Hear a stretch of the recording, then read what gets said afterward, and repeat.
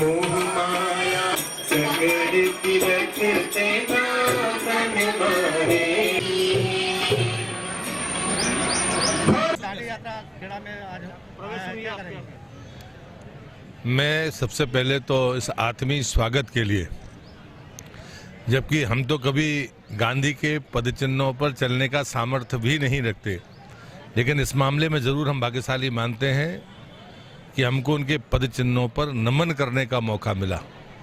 जिस स्थान पर हम बैठे, हमारे सांसद जी ने बताया कि यहाँ पर उनकी प्रार्थना का समय हो गया था, तो अचानक उन्होंने इस स्थान पर प्रार्थना की है। आज उस प्रार्थना में हम सबको भी शामिल होने का मौका मिला है। वो तमाम नौजवान जो गुजरात राज्य से इस पूरी यात्रा को साबरमती से लेकर दांडी तक पूरा करेंगे, वो और दूसरा ग्रुप जो 75 किलोमीटर चल रहा है, उसमें 14 राज्य के लोग हैं, उसमें मैं भी शामिल हूँ।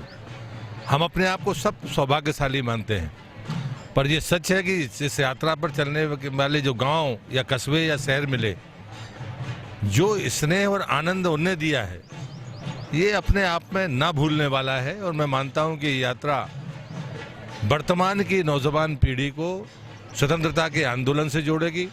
आज़ादी के बाद के जो 75 वर्ष हैं, उसके विकास के मॉडल पर वो गौर करेंगे।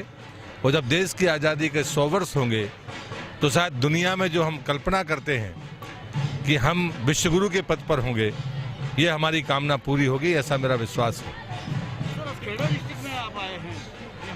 शुरुआत की थी, आप क्या कहेंगे? हम लोग पढ़ते थे खेड़ा के बारे में, चाहे मैं तो खैर किसान आंदोलन का नेता हूं, तो स्वाभाविक है कि लौह पुरुष के किसान आंदोलन हम लोगों का आइकन हुआ करता था।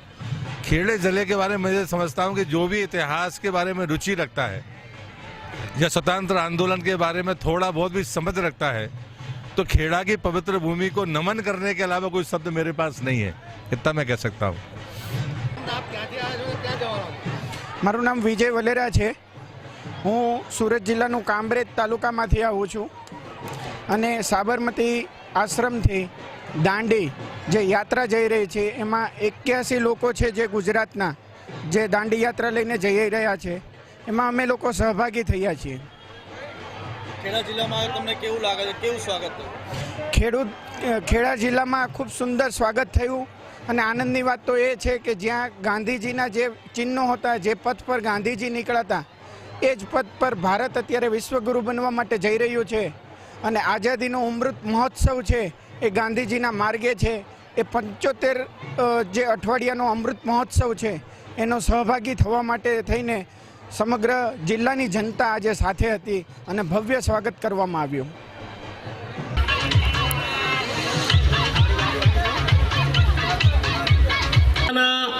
દાંડી યાત્રીઓના સાથે સ્વરાજનો સંકલ્પ લઈને નીકળ્યા હતા. મીઠાના કાયદાનો ભંગ કરવા નીકળ્યા હતા અને લગભગ આવું જ ટાણું હતું.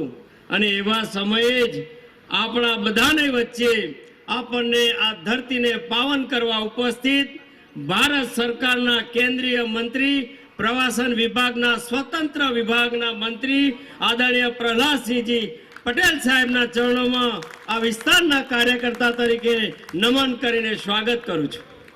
આજના આ પ્રસંગે આપણા યુવાન ધારાસભ્ય ભાઈ શ્રી અર્જુનસિંહનું મિત્રો, આઝાદીનો અમૃત મહોત્સવ આઝાદી 1947માં મળી.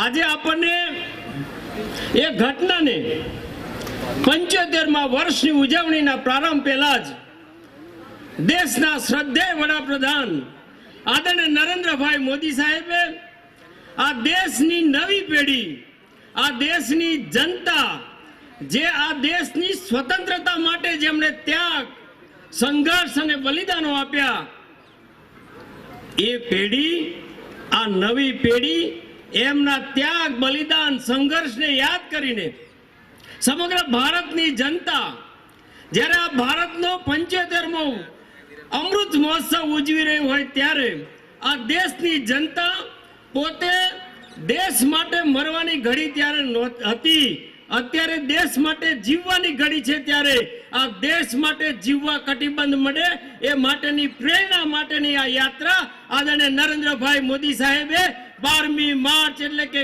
ગઈકાલે સાબરમતી આશ્રમથી પ્રારંભ કરાવ્યો અને આજે આપણા નવા ગામમાં આ યાત્રા આવી ગઈ છે.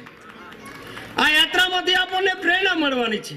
આ યાત્રામાંથી નવી પેઢી દેશના ઇતિહાસને જાણે, દેશના ત્યાગ, બલિદાન, સંઘર્ષ અને તે વખતના જનનાયકોએ જે સપનું જોયું હતું કે આઝાદ ભારત હોય અને આઝાદ ભારતમાં આવું સુશાસન આવે, એ કલ્પનાનું ભારત આજે છે કે નહીં? આજે આપણે 75 વર્ષ આઝાદીને થયા, તો આપણે એ કલ્પના મુજબનું ભારત આપણે આપી શક્યા કે નહીં? આજે 2047માં 100 વર્ષ પૂરા થવાના છે. તો 100 વર્ષના સમયે આ ભારત કેવું હશે? આપણે સાથે મળીને આવનારા 25 વર્ષ માટેનું આયોજન આ દેશના નાગરિકો કરે અને એક સ્વર્ણિમ ભારત જ્યારે 100મી શતાબ્દી ઉજવે ત્યારે આખા વિશ્વમાં વિશ્વગુરુ તરે સ્થાપિત થાય એવી કલ્પના સાથે આપણે નવી પેઢીએ કામ કરવાનું છે. અને આમ જોઈએ તો આપણે સાક્ષી છીએ કે દેશમાં સ્વામી વિવેકાનંદજીએ 150 વર્ષ પહેલા કલ્પના કરી હતી કે આ મારા ભારતની વિચારધારા, આ ભારતની પરંપરા, આ ભારતની સંસ્કૃતિ એક દિવસ આખા વિશ્વમાં ફેલાય, આખી દુનિયામાં ફેલાય અને આખી દુનિયા આ સંસ્કૃતિને ઓળખે, આ વસુધૈવ કુટુંબકમની ભાવનાને ઓળખે. અને આપણે સદનસીબી આપણે એના સાક્ષી છીએ.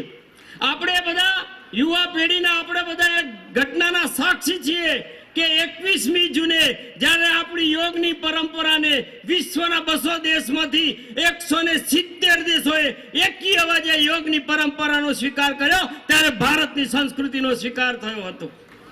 આજે સર્વે સંતુ સુખીનઃ આપણા સનાતન ધર્મની એ ભાવના રહી છે કે વિશ્વમાં બધાનું કલ્યાણ થાય. સર્વે સંતુ સુખીનઃ સર્વે સંતુ નિરામયા સર્વે ભદ્રાણી પશ્યંતુ મા કશ્ચિત દુઃખ ભાગ ભવેદ. વિશ્વમાં સૌનું કલ્યાણ થાય અને સૌનું કલ્યાણની આ સનાતન ધર્મની પરંપરા આજે આખો વિશ્વ એનું લાભાર્થી બન્યું છે.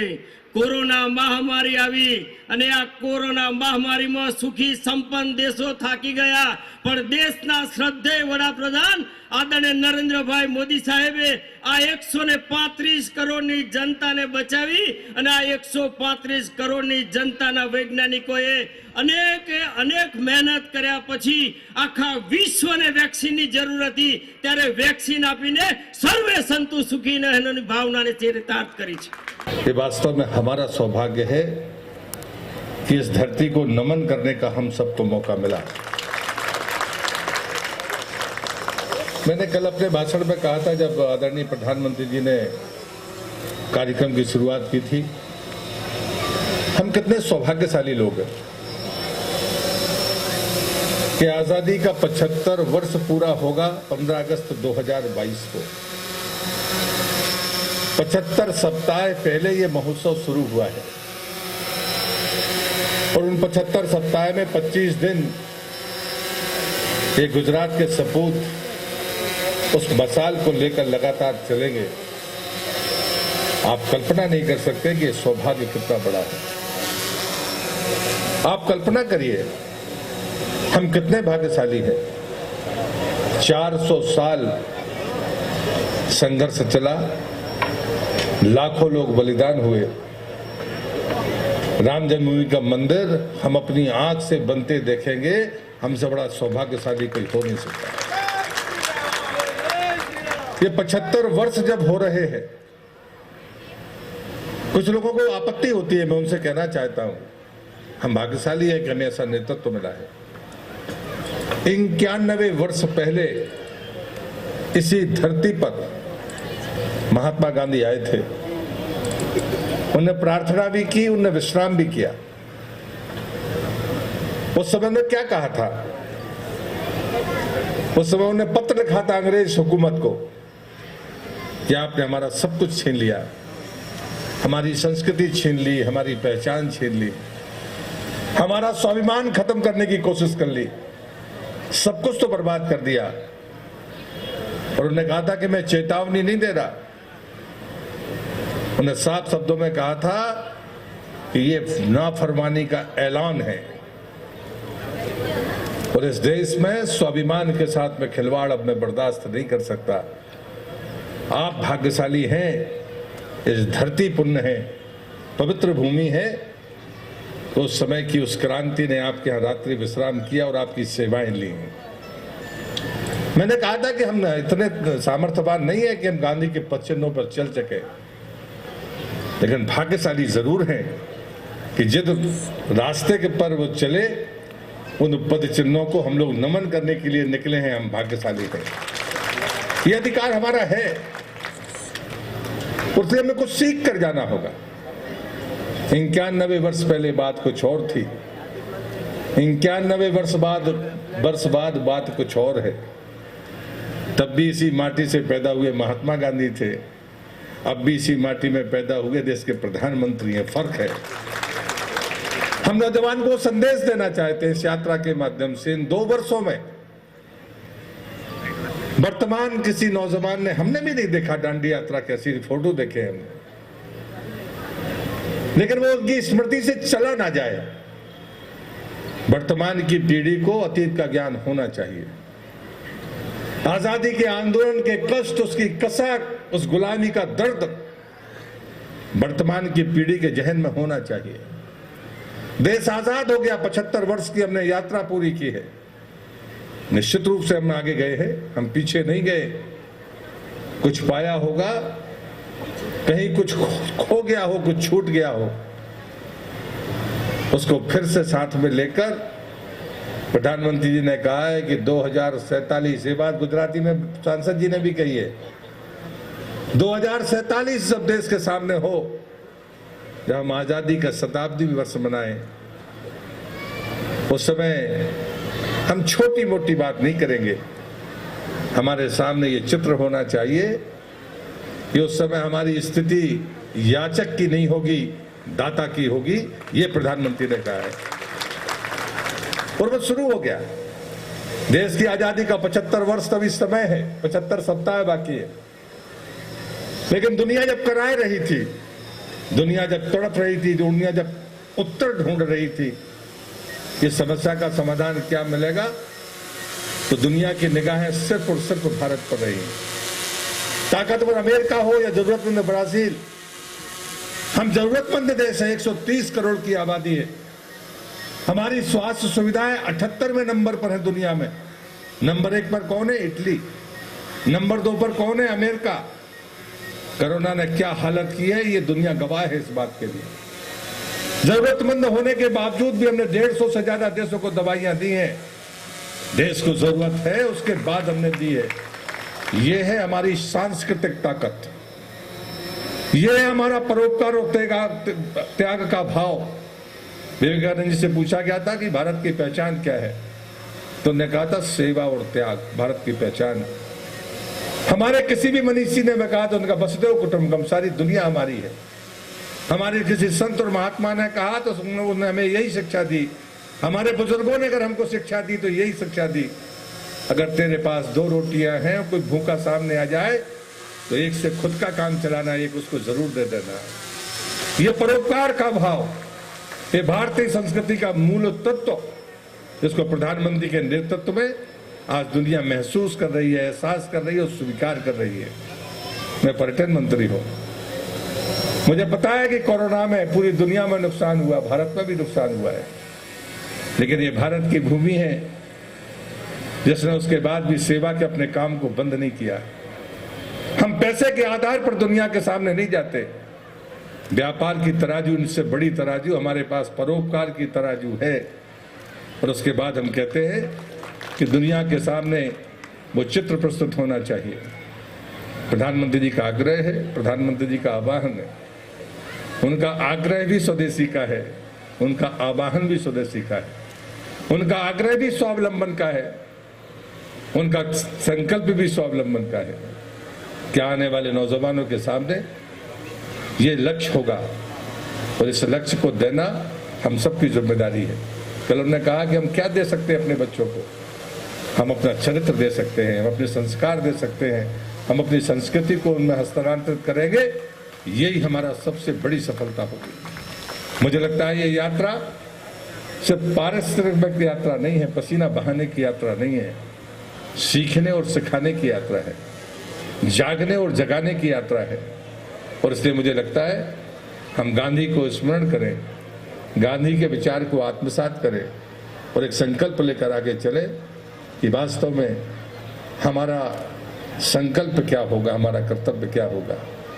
ये वर्तमान की नौजवान पीढ़ी जिसका उत्साह मैं देखते आ रहा हूँ, रास्ते में असलाली में रात्रि विश्राम किया, बच्चे और माताएं बहनें जिस आनंद भाव से अगुवाई करती हैं, मुझे लगता है कि हर पैदल यात्री का अपना अनुभव होगा।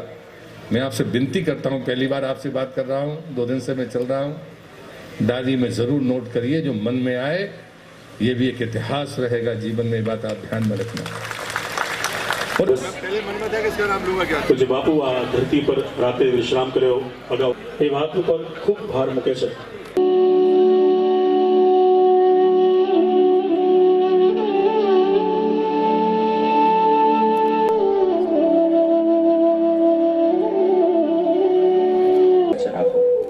આપણા તન અને મનને પણ સ્વચ્છ રાખો।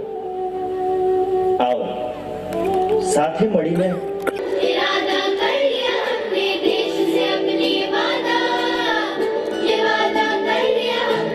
स्वच्छ भारत का इरादा कर लिया हमने, देश से अपने ये वादा कर लिया हमने।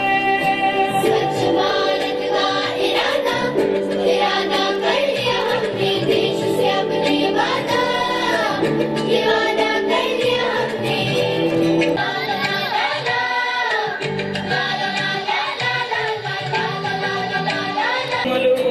विश्व करेगा जय भारत, जाग उठेंगे भाग्य हमारे, स्वच्छ बनेगा ये भारत। जाग उठेंगे भाग्य हमारे, स्वच्छ बनेगा ये